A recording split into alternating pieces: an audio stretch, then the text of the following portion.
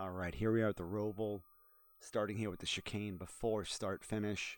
For a quali lap, this is an important section on your start to your lap because you could easily lose a tenth and a half at pace by not getting this section right onto a flying lap.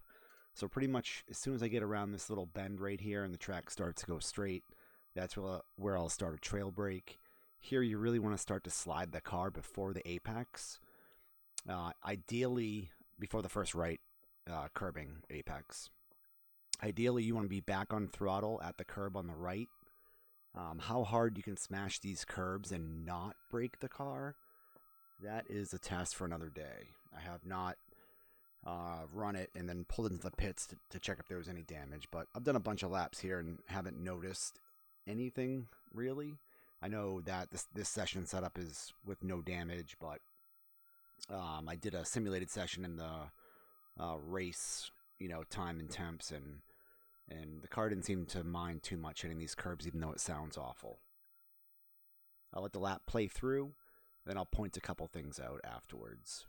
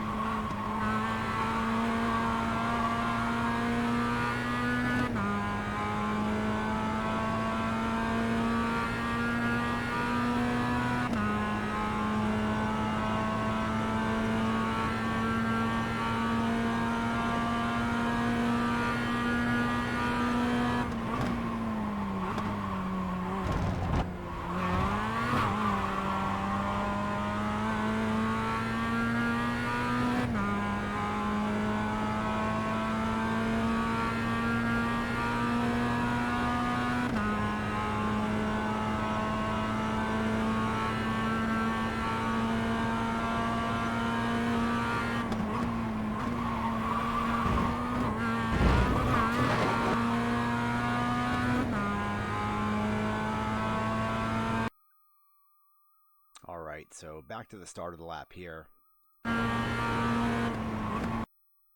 Right here, applying brake, starting the turn. And this is what's going to give me a little yaw, little slide. Right there.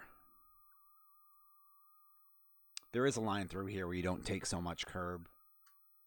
I'll probably figure it out like 5 laps into the race, but it's there. I just haven't done it yet.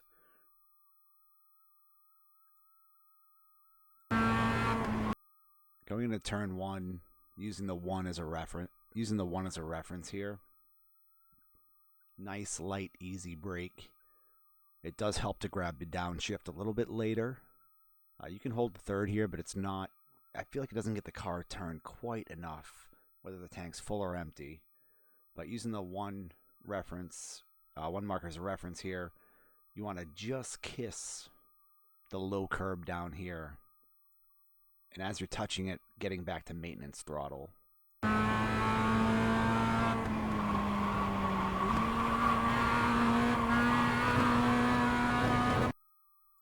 If you touch this wall, it's of course going to ruin your night. There is a little pocket of camber right close to the wall here. It looks closer in the cockpit. I actually haven't hit the wall yet, and I usually ride pretty close, but there's a nice pocket of camber right at this wall, so try to get close to it.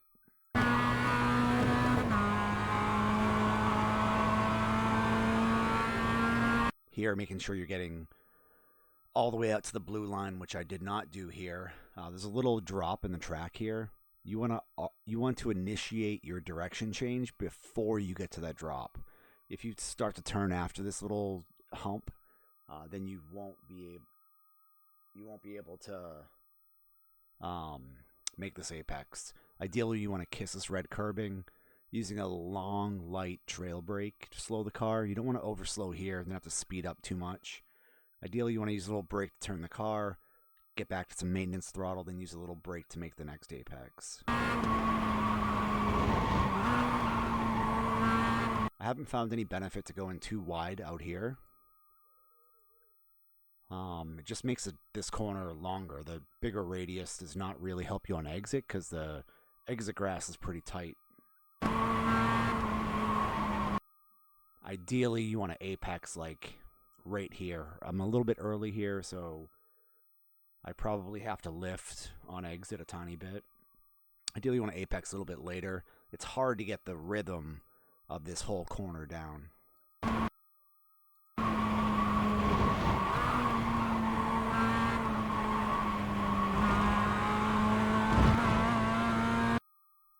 You can probably put a whole tire on the grass here and not get a 1X.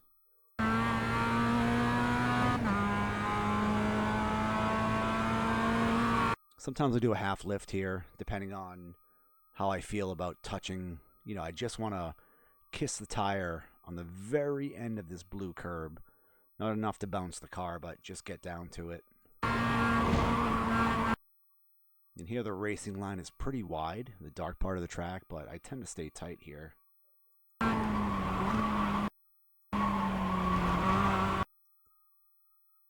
If I get this just right, I can get back to throttle still on the uphill, and that really does help coming down the hill on the backside. But you have to have a good angle on this wall in order to get throttle, to pick up throttle on this uphill section and not wash out wide onto the grass on exit. If I have to lift here, I will. And sometimes I'll get out to this grass here and it doesn't really affect me that much. But generally, I tend to be slower. The data shows that I'm a little bit slower, from here to exit if I actually have to lift. So I'll already be maybe down a little bit if I have to lift at the grass.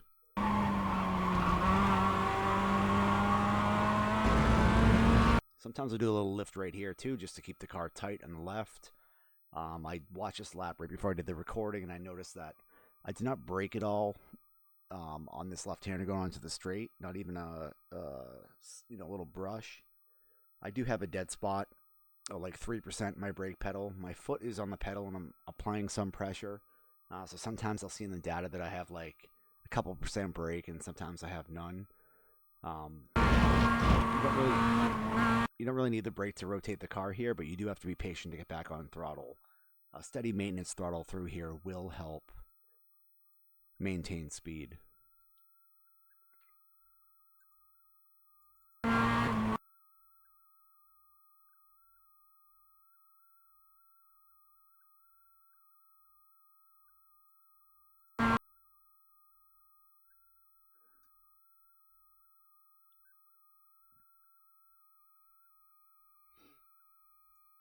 So here I'm braking just before the 1 marker. You can brake earlier and have a little bit better setup. You can brake at the 1 and kind of throw it in there. There's a lot of ways through here, and none of them are fast. It's not like the chicane at Daytona where you can get a rhythm. Like, you really have to slow the car. And using any of the blue curbing in here really bounces the car hard. Ideally, you'll touch the blue curb on entry just a tiny bit, and then when you turn back to the right, you can get back to like a little bit of throttle, maybe 15 or 20%, kind of hold it there, touch the curb, the car goes in the air, holding that maintenance throttle, and then when you land, it's wide open.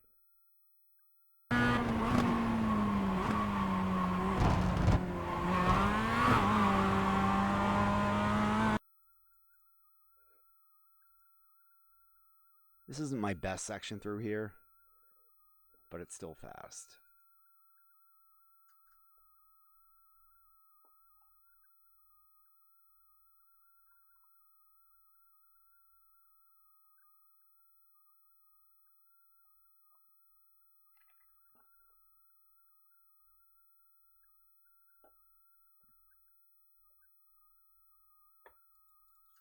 So really watch the inputs through here. Little brake. Back to a maintenance throttle while I'm still in the air. That's more than 10%, so 50%, I guess. And then flat as soon as you're about to land. Stay tight to this wall. You can see the line up here in the track at the end of this NASCAR sign.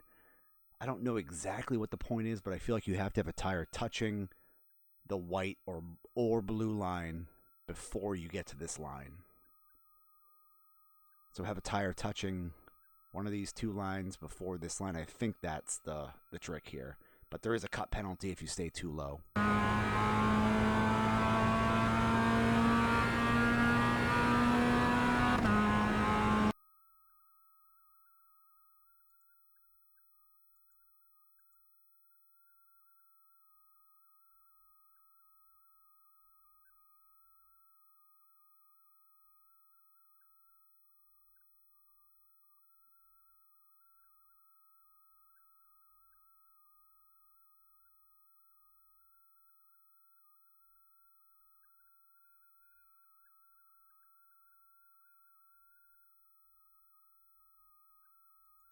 The data curves look so good in slow motion.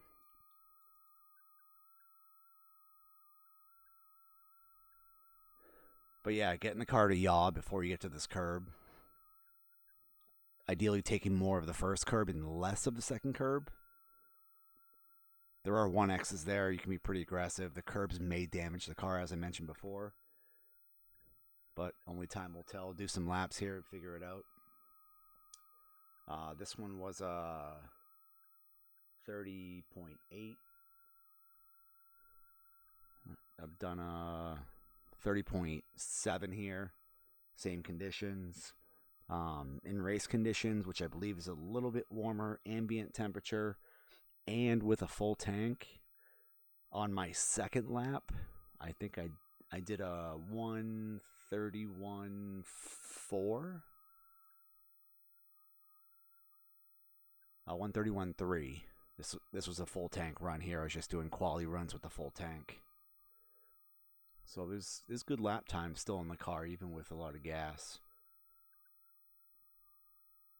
All right, I'll see you guys soon. Hopefully this was helpful.